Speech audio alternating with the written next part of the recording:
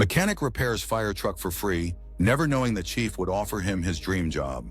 The words echoed in Ray Mercer's mind as he wiped the grease from his calloused hands, staring at the massive red engine that dominated his small garage.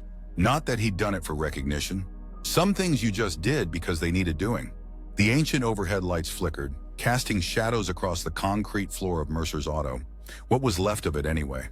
Ray glanced at the foreclosure notice taped to his office door, its red lettering seeming to pulse in the dim light. 30 days. After 23 years of pouring his life into this place, he had 30 days before the bank took it all away. His shoulders ached from the 12-hour shift hunched over the fire truck's damaged pump system. The town's ladder truck, engine 17, had broken down during yesterday's apartment fire. Nobody had been hurt, thank God, but Ray had seen the news footage, watched the firefighters struggle without their primary equipment. Should have charged them something, muttered Carlo, Ray's only remaining employee, collecting his belongings as the day ended. Even at cost. We're drowning here, boss. Ray's eyes remained fixed on the repaired truck. They save lives, Carlo. We fix machines. Can't fix machines if we're out of business. Carlo countered, but his voice held no real anger. Just the weary resignation that had settled over the garage these past months. See you tomorrow. If you're even planning to sleep tonight. The door clanged shut behind Carlo, leaving Ray alone with the fire engine and his thoughts. His fingers absently traced the small burn scar on his left forearm, a permanent reminder of the night that had changed everything, the night he couldn't save them. Ray moved to the small sink in the corner, splashing cold water on his face. The mirror above it revealed a man he barely recognized some days. Deep lines etched around eyes that had once smiled easily. Salt and pepper hair that had turned mostly salt in the past 3 years. 45 years old and starting over. Again, the sudden knock at the garage bay door startled him. After hours, the neighborhood wasn't exactly welcoming. Ray grabbed a wrench just in case before hitting the button to raise the door. Chief Henderson stood in the gathering twilight, still in uniform despite the late hour. The fire chief's imposing frame filled the doorway, but it was his eyes that Ray noticed. They carried the weight of responsibility for others' lives. Truck's ready, Ray said, gesturing toward engine 17. Just finished her about 20 minutes ago. The chief nodded but made no move toward the vehicle. Mind if I come in? Ray stepped aside, suddenly conscious of the disarray. Tools scattered across workbenches, invoices piled haphazardly, the general sense of a business on its last legs. The chief didn't seem to notice, or politely pretended not to. My men told me what you did, Henderson said. Dropped everything to fix our truck. Ray shrugged. Wasn't anything special. My fire marshal says it was the pump assembly. Says that's specialized work. Says most shops would have taken 3 days minimum. I used to work on fire engines. Back when... Ray stopped himself. No need to go there. Anyway, she's good to go. New seals repacked the gland, adjusted the packing. Shouldn't give you any more trouble. Chief Henderson ran a hand along the gleaming red panel of the truck. And the bill? No bill. We're good. The chief's eyebrows rose. No bill? A small, tight smile crossed Ray's face. Consider it a community service. Henderson's gaze drifted to the foreclosure notice. Not missing much. Seems to me a man in your position might need paying customers more than most. Something hot and defensive flared in Ray's chest. I don't need charity, Chief. Never said you did. Henderson's voice remained level. Just trying to understand why a mechanic repairs a fire truck for free when his own business is sinking. The question hung in the air between them. Ray turned away, busying himself with organizing tools that didn't need organizing. The silence stretched until Ray finally spoke, his back still turned. 3 years ago, the Miller Street fire. He heard the chief's sharp intake of breath. The Miller Street fire had claimed 7 lives, including a mother and her 2 children trapped on the 5th floor. It had been the worst fire in the city's history. You were there? Henderson asked quietly. Ray nodded, still not turning. Not as a firefighter. I lived in the building. Apartment 512. His hands stilled on the workbench. My wife and daughter were in 515. The words fell like stones into still water. Ray hadn't spoken of that night to anyone in years. Hadn't been able to form the words without feeling like he was being crushed under their weight. I couldn't reach them. His voice dropped to a whisper. The hall was engulfed. I tried the fire escape, but... He finally turned, unconsciously rubbing the burn scar on his arm. Your men pulled me back. I fought them. God, how I fought them. Chief Henderson stood absolutely still, his face a mask of professional composure, betrayed only by the moisture gathering in his eyes. I remember you now, the chief said softly. You were the one who kept going back. Ray's laugh was hollow. Fat lot of good it did. You got the Sanderson boy out before we arrived. Carried him down 3 flights of stairs. Ray had almost forgotten about the boy, a teenager who'd been overcome by smoke in the stairwell. In the horror of what came after, that small victory had been swallowed whole. Afterward, Ray continued, the words coming easier now, like a dam breaking. I couldn't stay there, couldn't keep working my old job. Mechanic work was all I knew, so I sold everything. Bought this place, thought maybe fixing things might. He gestured vaguely. I don't know what I thought. Chief Henderson moved closer, his presence somehow solid and reassuring. So when our truck broke down, some debts you can never repay, Ray finished simply. But you fix what you can. The chief nodded slowly, understanding passing between the two men without further words needed. Outside, darkness had settled completely. The garage's fluorescent lights creating a bubble of harsh brightness. The truck will be ready when you need it, Ray said, trying to sound businesslike again. That's what matters. Henderson seemed to be weighing something in his mind. Our department mechanic is retiring next month. Been with us 30 years. Good man, Ray asked, not following the sudden change in topic. The best. Going to be nearly impossible to replace him. The chief's eyes fixed on Ray with unexpected intensity. We need someone who understands these engines inside and out. Someone who cares about what they mean to the community. Ray stared at him, the implication slowly dawning. I'm not a firefighter. Don't need you to be. Need you to keep our equipment running so my firefighters can do their jobs. Henderson glanced around the failing garage. Seems to me you might be looking for a new chapter anyway. The offer hung between them, unexpected, unsought. Ray's mind whirled with objections, doubts, the weight of his past. I don't know the first thing about working for a fire department, but you know everything about these engines, Henderson countered. The rest you can learn. Ray looked at engine 17, its red paint gleaming under the lights. For the first time in 3 years, something stirred in his chest. Not hope exactly, but its quiet, cautious cousin. Think about it, the chief said, extending a business card. That's my direct line. Call me when you're ready to talk details. After Henderson left, Ray sat alone in his office chair, the business card balanced between his fingers, turning it over and over until the edges became soft. The garage felt different somehow. The foreclosure notice still hung on the door, but its power over him had diminished. That night, Ray slept more than 3 hours for the first time in years. The fire department headquarters buzzed with morning activity as Ray approached the imposing brick building 1 week later. Firefighters nodded to him as he passed, some with curious glances, others with knowing looks. Word traveled fast in a firehouse.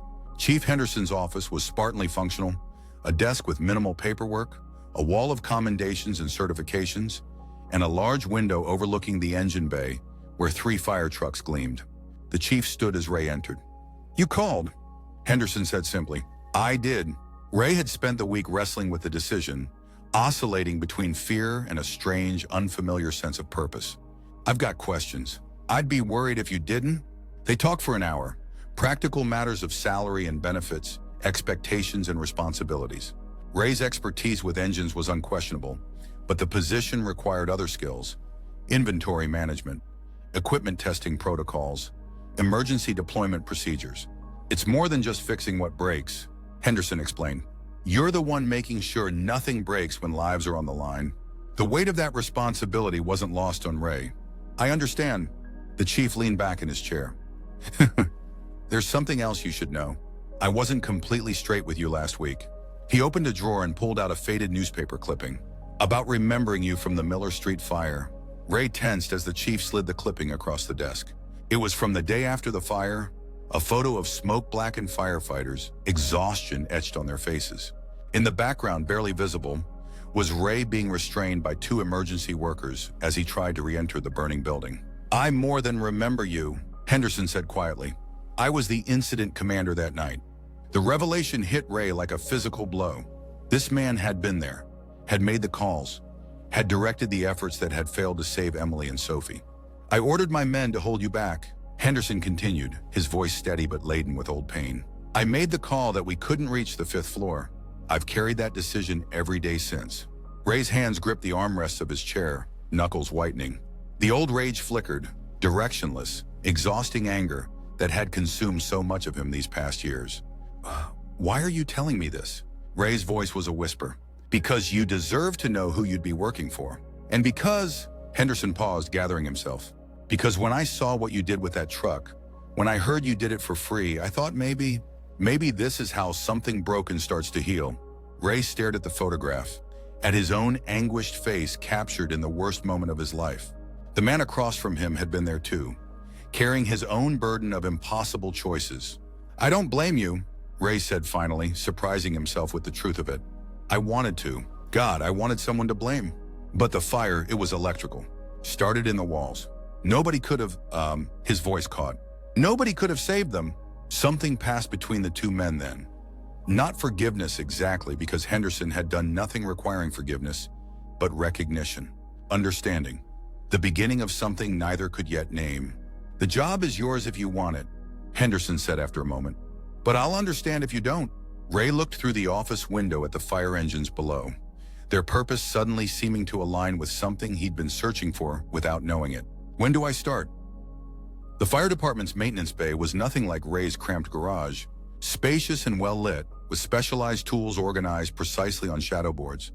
It felt like a sanctuary of order and purpose. Ray moved through it slowly on his first day, familiarizing himself with the layout, running his hands over the equipment that would become extensions of himself. Bert Gunderson, the retiring mechanic, was a gruff man of few words who had spent the past 30 years keeping the department's vehicles running. His weathered face broke into occasional smiles as he walked Ray through the systems and quirks of each engine. This beauty, Bert said, patting engine 17.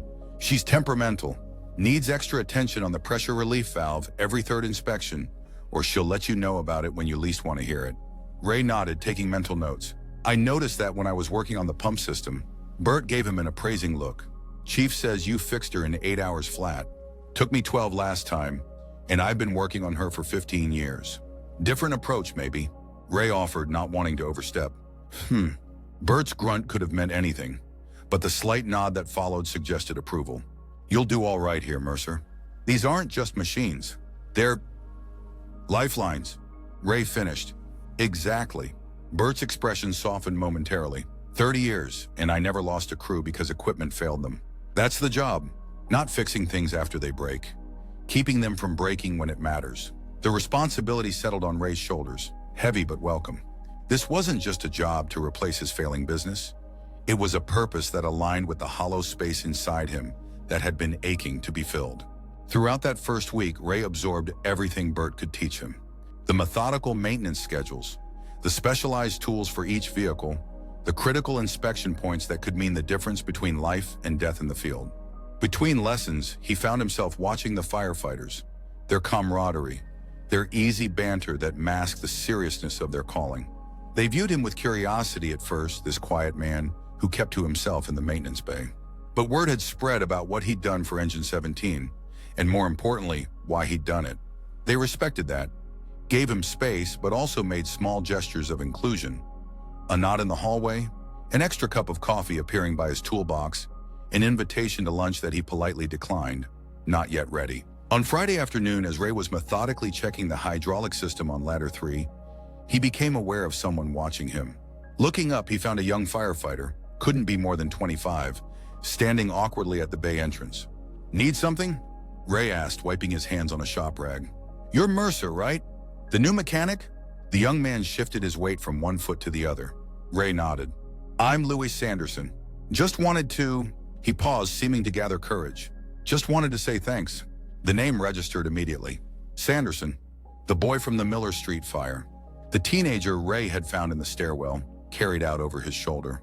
Except he wasn't a teenager anymore. You're a firefighter now, Ray said quietly, the realization washing over him. Louis nodded, standing a little straighter. 3 years now. Because of you. Ray set down his tools, unable to find words. The skinny, unconscious kid he dragged from the burning building now stood before him in a firefighter's uniform, healthy and whole and brave. I don't remember much from that night, Louis continued. Smoke was too thick. But they told me afterward, about you. How you weren't even a firefighter, but you kept going back in. His eyes held Ray steadily.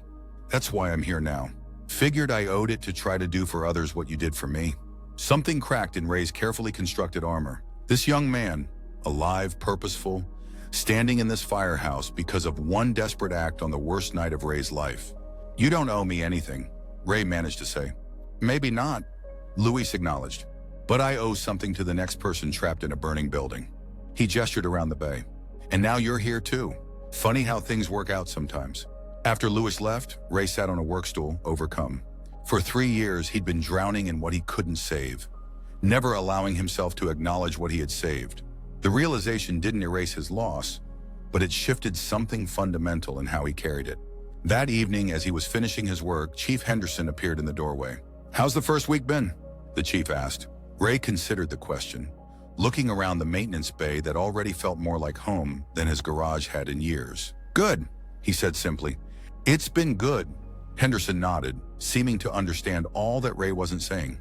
"Some of the crew are heading to O'Malley's for dinner. Nothing fancy. Thought you might want to join."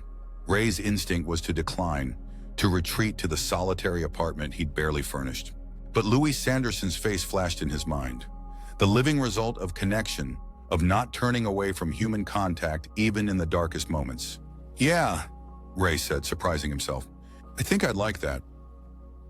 The seasons turned, summer heat giving way to autumn crispness, then the bite of winter. Ray settled into a rhythm at the firehouse, his days filled with purpose and increasingly with connection. The firefighters had accepted him as one of their own, not quite in the same category as those who ran into burning buildings, but essential to their mission nonetheless. He developed systems that improved on Bert's already meticulous maintenance schedules, instituted new testing protocols, and customized toolkits for each vehicle. The engines under his care performed flawlessly, responding when called upon without hesitation or failure.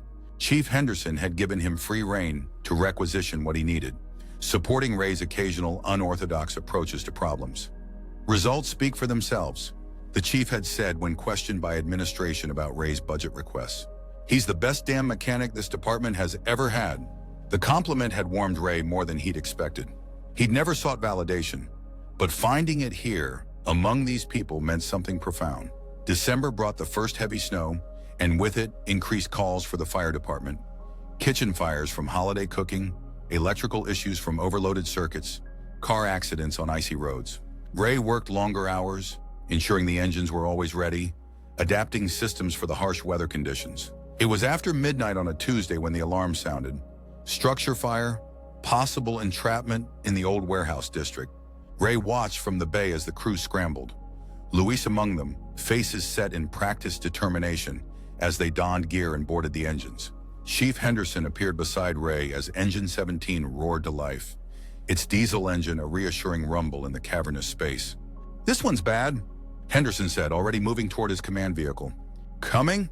Ray hesitated only a moment before grabbing his heavy jacket. He hadn't been to a fire scene since joining the department, had deliberately kept his distance from the actual emergencies. But tonight, something pulled him forward. Not the old, desperate need to save what couldn't be saved, but something newer and steadier. The warehouse was fully involved when they arrived. Flames licking skyward from broken windows, thick smoke billowing against the night sky. Ray stayed back with the command vehicle, watching the organized chaos as Henderson directed teams, established a water supply, positioned aerial ladders. 2 workers trapped on the 3rd floor, east side, crackled a voice over the radio. Heavy smoke, deteriorating conditions. Ray's hands clenched involuntarily, old memories threatening to surface. But this was different. He wasn't helpless now, wasn't a civilian desperate to reach loved ones. He was part of this team, this system designed to save lives. He focused on the engines, watching for any sign of malfunction, ready to address issues before they became problems. Engine 17's pump was performing perfectly, supplying a steady stream to the attack lines. The ladder truck extended smoothly, its hydraulics working flawlessly despite the freezing temperatures. An hour into the operation, a triumphant call came over the radio. "Chief, we've got them!" 2 victims, conscious and breathing, coming down the east stairwell now. Relief washed through the assembled firefighters and paramedics. Ray found himself releasing a breath he hadn't realized he was holding. As the rescued workers emerged from the building, supported by firefighters on either side, Ray caught sight of Luis, his face streaked with soot, but eyes bright with the unique satisfaction of a successful rescue. Their gazes met across the scene, and Luis gave a small nod, acknowledgement of the circle completed. Once rescued, now rescuer. Once broken, now healing. The cleanup took hours. hoses to be drained before they froze, equipment to be checked and restowed, reports to be filed. Ray worked alongside the exhausted crews, ensuring the engines would be ready for the next call, whenever it came. As dawn broke over the smoldering remains of the warehouse, Chief Henderson found Ray inspecting Engine 17's pump valves. She performed perfectly. Ray reported, professional pride evident in his voice. So I saw. Henderson's face showed the strain of the night's operation, but satisfaction too.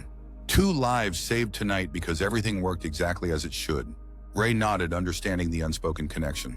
His work, invisible in the moment of crisis, had been as essential as the firefighters who had entered the burning building. Feels good, Ray admitted.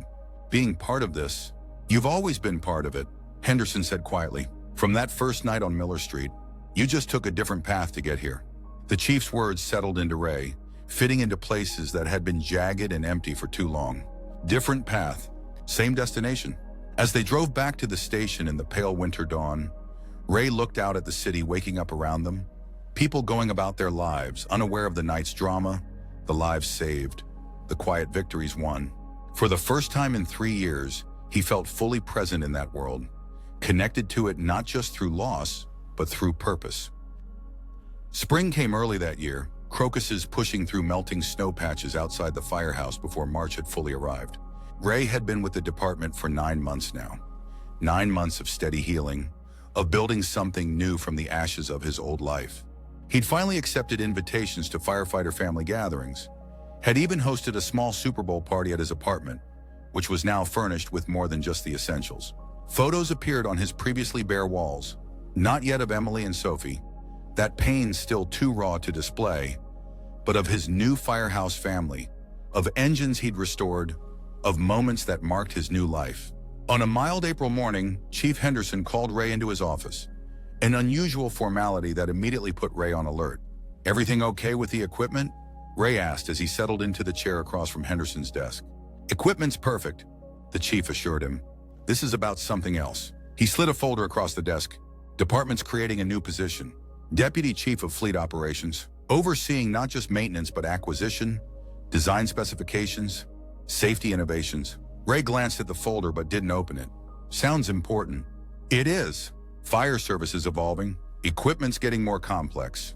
Needs someone who understands both the mechanical side and the operational realities." Henderson leaned forward. "I want you for the position." The offer caught Ray completely off guard. "Me? I've barely been here a year, and in that time, you've revolutionized our maintenance protocols, decreased our out-of-service time by 60%, and implemented modifications that have made our equipment more effective and our firefighters safer." Henderson's expression was earnest. "This isn't charity, Ray. This is recognition of what you bring to this department." Ray finally opened the folder, scanning the job description, the reporting structure, the significant increase in salary and responsibilities. It was more than a promotion. It was a complete validation of the new life he'd been building, piece by piece. "I don't know what to say." "Say yes," Henderson replied simply. "We need you, not just for what you can do with engines, but for who you are. The heart you bring to this work." Ray closed the folder, overwhelmed by how far he'd come from that night in his failing garage when Henderson had first appeared. From the broken man who'd fixed a fire truck for free because he couldn't fix what mattered most. "Can I think about it?" Henderson nodded. "Take the weekend." "But Ray," his voice softened, "this is where you belong. I think you know that." That evening, Ray drove to the cemetery for the first time in months. The headstone was simple: Emily and Sophie Mercer, beloved wife and daughter, with their dates etched below. He'd chosen it in a fog of grief, unable to find words adequate to capture what they'd meant to him. "Got a job offer today," he said quietly, setting down the small bunch of spring flowers he'd brought. "Kind of a big deal, actually." The wind rustled through newly budding trees as Ray told them about the position, about the past months, about Louise Sanderson and Chief Henderson and the warehouse fire. "I think I'm going to take it," he continued, sitting on the new grass beside their grave. "Feels right. Feels like," he searched for the words, "like maybe this is what I was meant to find after losing you. Not a replacement, never that, but a purpose that honors what we had." As dust settled around him, Ray placed his hand on the cool stone. "I miss you both, every day, but I'm living again. I think you'd want that." The drive back to his apartment felt different. A weight not gone, but transformed into something he could carry with grace instead of just endurance. The folder with the job offer sat on the passenger seat, no longer intimidating but full of possibility. Monday morning dawned clear and bright. Ray arrived at the station earlier than usual, finding Henderson already in his office, coffee in hand. "Morning, Chief." Henderson looked up, expression carefully neutral. "Morning, Ray." "Had a chance to think about that offer?" Ray nodded, taking the seat across from Henderson without being asked. "I have one condition." The chief's eyebrow raised. "Which is, I want to stay hands-on with the equipment. No matter what the title is or what the org chart says, I need to keep my hands in the engines." A slow smile spread across Henderson's face. "Wouldn't have it any other way. These bureaucrats don't understand. You can't direct what you can't do yourself." "Then yes," Ray said, certainty filling him. "I accept." Henderson stood, extending his hand across the desk. As they shook, Ray felt the full circle of his journey, from the devastation of Miller Street to this moment of new beginning. "Deputy Chief Mercer," Henderson said, the title both strange and right. "Welcome to your dream job." Ray smiled, thinking of the fire truck he'd repaired for free in a dying garage, never knowing it would lead him here. "Funny thing about dreams," he said quietly. "Sometimes they find you when you've stopped looking." Outside the office window, Engine 17 gleamed in the morning sunlight, ready for whatever the day might bring. Ray looked at it and saw not just a machine, but a promise kept, a purpose found, a life rebuilt from ashes. Some debts could never be repaid, some losses never fully healed. But as Ray stepped into his new role, he carried with him the understanding that broken things, whether engines or hearts, could be repaired.